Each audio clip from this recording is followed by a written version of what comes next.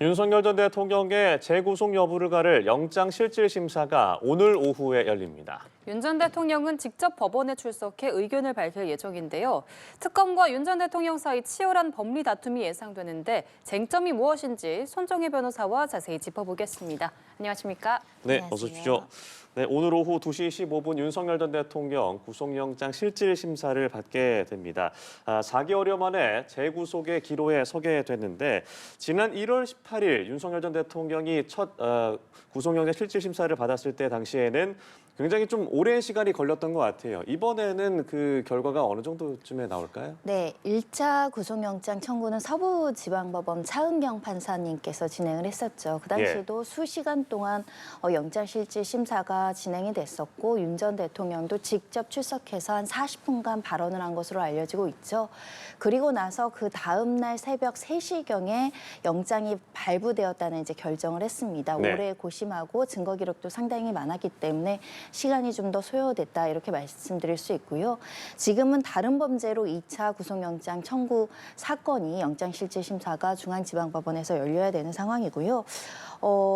그 내란죄보다는 다소 범죄 사실이나 이런 것들이 조금 더 축약된 상태이긴 하지만 사실관계 하나하나 굉장히 중요한 쟁점이고 특히 범죄의 소명이 됐는지 여부는 또 치열하게 다툼이 예정되어 있기 때문에 이 사건 역시 새벽 가까이나 지나서 이제 결론이 나오지 않을까라는 생각을 하고요. 네. 특히 특수공무집행 방해죄가 성립하는지 여부를 둘러싼 치열한 어떤 사실관계의 다툼, 법리 다툼이 있을 가능성이 있기 때문에 내란죄 사건보다는 이 사안의 중대성이 다소 낮을 수는 있지만 그래도 굉장히 중대한 범죄를 다루는 만큼 구속 여부에 대한 고민도 깊어질 것 같습니다. 네, 윤석열 전 대통령은 오늘도 직접 구속심사에 출석할 예정입니다. 이번에도 좀 적극적으로 본인 의견을 밝힐 가능성이 높아 보이는데 만약에 그렇게 된다면 이런 부분들이 재판부의 이 판단에도 영향을 미칠 수 있을까요?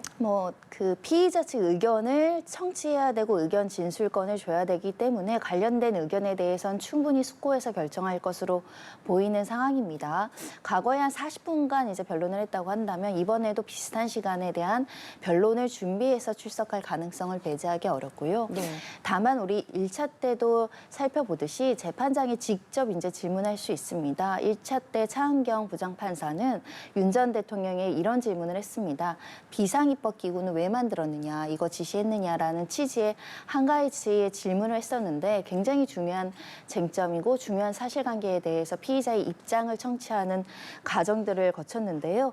이번에도 윤 전 대통령에게 특수공무집행 방해와 관련해서 즉 체포영장을 집행을 저지하라고 지시를 했는지 여부를 명확하게 다시 한번 신문 과정에서 확인할 가능성이 있지 않을까 합니다. 네, 일단 특검은 영장에 재범의 위험성과 도망 염려, 증거인멸, 범죄 중대성 등을 구속 사유로 들었습니다만 윤 전 대통령 측 입장에서는 도주 우려 가능성이 인정되기 어렵다라는 점을 강조할 것으로 보이는데 가장 큰 방어 논리 어떻게 좀 예상하세요? 일단 도주 가능성은 현재 그 출국 금지가 내려져 있을 것이고 네. 달리 도주할 가능성이 없다라고 주장할 텐데요. 이 도망갈 염려라는 부분은 법리적으로는 이렇게 판단을 합니다. 중대한 형이 선고되면 그러니까 상당 기간 감옥에 가 있을 것 같으면 사람의 심리가 도망가고 싶은 이 방어적 심리가 있기 때문에 그러니까 중대한 범죄로서 중형이 예상된다라고 한다면 도망갈 염려를 기계적으로 인정하는 경우가 있지만 전직 대통령이라는 신분 때문에 아마도 영장이 발부된다고 하더라도 도망갈 염려보다는 증거인멸 가능성이 적힐 가능성이 매우 높지 않을까라는 생각 들고요. 윤 전 대통령 측에서는 무리한 영장 청구다라는 주장을 이어가고 있고 한마디로 범죄가 성립하지 않는다, 무죄 가능성이 있고 범죄의 소명과 관련해서 이 피의자의 방어권을 적극적으로 인정을 해야 된다라는 주장을 하면서 체포영장 자체가 적법한지 위법한 공무집행인지 아직 확언하기 어렵지 않느냐 이런 취지로 법리적인 다툼을 하지 않을까 합니다. 네. 그리고 특검은 또한 김성훈 전 경호처 차장 그리고 강희구 전 부속실장이 윤석열 전 대통령의 변호인이 입회했을 때와 하지 않았을 때 진술이 달라지는 점을 좀 주목했더라고요. 이 부분도 영향을 좀 줄 수 있을까요? 네, 현직 대통령은 아니지만 전직 대통령일 뿐만 아니라 정치적인 영향도 아직 상당한 상황이기 때문에 이 윤 전 대통령의 존재 자체, 이 사람이 가지고 있는 힘에 따라서 이 사건 관계인들이 진술에 대한 압박과 또 해유 시도를 받을 가능성이 굉장히 많을 것이고 그리고 진술을 바꾼다고 하지 않는다고 하더라도 진술을 안 할 수 있는 사람들도 있습니다. 우리가 네. 헌법재판소 재판 과정에서 보시면 군 사령관이 윤 전 대통령 관련한 진술에 있어서 진술을 거부하거나 답변하지 않는 경험들을 했었거든요. 그런 취지로 특검에서는 이렇게 주요 증인들이 앞으로 수사와 재판을 계속적으로 이어가야 됨에도 불구하고 불구속 상태에서 상당 부분 영향력을 미친다고 한다면 진술이 오염되거나 진술을 회피하거나 진술을 바꿀 가능성이 있다. 이게 증거인멸 가능성과 맞붙는 그 쟁점이기 때문에 이 점 때문에라도 구속해야 된다라고 이제 강조할 것으로 보입니다. 예, 특검은 66쪽 분량의 구속영장 청구서에 크게 5가지 범죄 사실을 적시했습니다. 계엄 당일 국무회의 관련 직권남용 범행부터 사후 계엄 선포문 서명 후 폐기, 비화폰 삭제 지시 등인데요. 이 가운데 영장 발부 여부를 가를 쟁점 사안은 어떤 게 있을까요? 바로 그 체포저지 혐의입니다. 일단 지난 1월 3일이었죠. 그 당시에 1차 체포영장을 집행하는 과정에서 공수처, 경찰과 관련해서 엄청 많은 인력, 행정력, 경찰력이 동원됐던 상황이었고 특히 윤 전 대통령 측에서는 경호처 직원들을 동원해서 예를 들면 200명 상당의 인간띠를 두른다거나 3단계의 차벽을 설치하는 방식으로 체포영장을 제때 적시에 집행하지 못하도록 방해한 혐의가 있기 때문에 이 혐의의 유무죄를 둘러싸서 범죄의 소명이 어느 정도 확인된다라고 한다면 영장 발부 가능성을 높이는 이 사실관계가 될 것으로 보이고요. 2차 때도 기억을 해보시면 경찰력이 전국적으로 동원이 됐습니다. 그만큼의 국가적 손실을 야기했던 범죄이기 때문에 이 범죄의 성립 가능성이 있다라고 한다면 범죄의 중대성 그리고 증거인멸 가능성 때문에 영장 발부 가능성이 높아질 것 같습니다. 네, 그럼 이 영장에 적시된 5가지의 혐의 중에 하나라도 이 구속의 필요성이 인정되면 그때는 영장이 발부가 되는 건가요? 하나의 범죄가 어떤 범죄인지에 따라 달라질 것 같습니다. 예를 들면 허위 공문서 작성 부분만 어느 정도 소명이 됐다라고 했을 때 이 범죄가 이 구속할 만큼의 어떤 필요성, 범죄의 중대성까지 인정되는지에 대한 개별적인 검토가 이루어지기 때문에 제가 볼 때는 주요 혐의에 대한 어느 정도의 소명이 이루어져야지만 영장이 발부될 수 있는 사건이다. 이렇게 보고 있습니다. 네. 그리고 이 영장 청구서를 이 윤 전 대통령 측 변호인이 유출했다라는 것도 특검에서 주장할 것으로 보이는데 구속영장 실질심사에 이 부분도 영향을 좀 줄 수 있나요? 이 부분은 예를 들면 윤 전 대통령이 공모해서 이렇게 했다. 윤 전 대통령이 지시로 이런 행위가 이루어졌다라고 한다면 이 자체가 증거인멸 가능성이나 이런 것들에 대한 영향을 미칠 수 있지만 네. 현재로서는 그거보다는 변호인들의 어떤 행위라고 한다면 변호인들이 징계받거나 처벌받아야 되는 문제이고 변호인과 윤 전 대통령은 분리해서 봐야 되지 않을까 합니다. 네, 오늘 이 구속영장이 발부가 된다면 특검 수사에도 속도가 붙겠지만 만약에 기각이 된다면 특검 수사도 좀 고비를 맞을 걸로 보이는데요. 법조계에서는 이 영장 발부와 기각 중에 어느 쪽의 가능성이 좀 높다고 보시는지요? 일단은 발부 가능성이 좀 더 높다 이렇게 보는 시각들이 있는 것 같습니다. 네. 이유는 이렇습니다. 우리가 체포영장을 방해하는 부분은 국가의 시스템과 연결되어 있는 것이기 때문에 수사기관과 또 형사재판을 다루는 이제 법정에서는 이렇게 공권력에 대해서 무력적으로 시위하면서 방해하는 행위를 중대한 범죄로 분류하고 있거든요.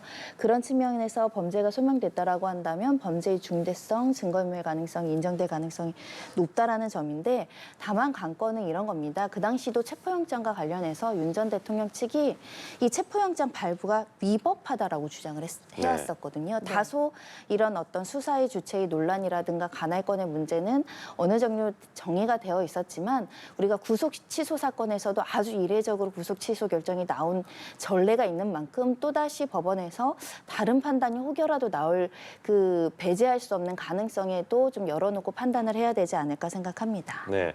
윤 전 대통령 오늘 구속심사를 받고 나서 바로 귀가하는 것이 아니라 일정 장소에 머무르게 되는 거잖아요. 어떻게 되는 겁니까? 네, 서울구치소에서 대기할 가능성이 있죠. 그리고 아까 말씀드린 것처럼 상당 부분 영장실질 판사가 고민하고 결정문을 쓰는 시간이 필요하기 때문에 그때까지는 신변이 이제 서울구치소에 인계되어 있는 상태로 대기를 해야 된다.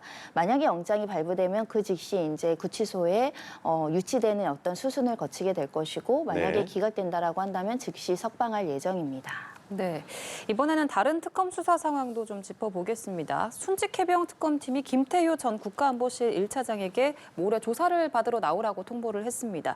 이 김 전 차장을 조사를 통해서 어떤 걸 좀 확인하고 싶은 걸까요? 네, 결국은 VIP 경로서를 둘러싸서 그 당시 대통령실 회의에서 관련된 이 최상병과 관련한 사건들을 보고했느냐, 보고했더니 윤 전 대통령의 반응이 어떻게 이런 것까지 수사를 하느냐 이런 취지로 질책을 하고 화를 낸 사실이 있는지 이 사실을 그 당시 회의에 있었던 이 안보실장을 토대로 이런 내용을 들은 사실이 있는지를 확인하는 과정이 아닐까라는 생각이 들고요. 처음에는 이렇게 관련 보고를 하지 않았다. 그리고 안보실 회의에서도 경로한 사실이 없다라고 이제 진술했는데 이 진술이 유지가 될지 아니면 변경을 하고 그 당시 상황이 이러이러했다라고 구체적으로 진술을 할지에 대해서 대통령실 관계자를 지금 처음으로 특검이 소환하고 있습니다. 네. 김건희 특검팀에 대한 얘기도 해보죠. 윤 전 대통령 부부 공천 개입 의혹 사건을 들여다보고 있는데 공천관리위원장 당시 이제 2022년 이 보궐선거에 공천관리위원장을 맡았던 윤상현 국민의힘 의원 그리고 지난 22대 총선에서 공천을 해달라라는 의혹을 받고 있는 김상민 전 부장검사의 직과 사무실을 압수수색했습니다. 윤상현 전 의원 혐의를 전면 부인하고 있는 상황인데 어떤 결정적인 증거 같은 것들을 제시할 수 있을까요? 이 사건은 명태균 씨와 윤 전 대통령의 통화 녹음이 이제 확보되면서 수사가 개시될 수 있는 정도의 어떤 구체적인 혐의점이 있는 것인데요. 22년 5월 9일자 통화 내용입니다. 윤 전 대통령과 명태균 씨의 대화에서 김 전 의원에 대한 공천을 둘러싼 대화 말미에 이런 이야기가 있습니다. 하여튼 이거는 다시 한번 이야기를 해볼게. 걔가 공관위원장이니까 라고 이야기를 하면서 윤상현 의원을 직접 거론하거든요. 그 당시에 공관위원장이 윤상현 의원이었고 이와 관련해서 직접 다시 한번 이야기를 해보겠다라고 윤 전 대통령이 직접적으로 언급하는 녹음이 확인된 이상 이 공천에 실질적으로 대통령의 직분이 작아 개입을 해서 특정인에 대한 공천 청탁을 들어준 것인지 그리고 이런 공천 청탁을 들어줌으로 인해서 받은 경제적 이익이나 정치 자금은 없는지 이 과정에서 김건희 여사가 모종의 역할을 한 것이 아닌지에 대한 부분이 수사가 개시가 되는 것이고요. 특히 최근에 특검에서 유의미한 진술을 확보를 했습니다.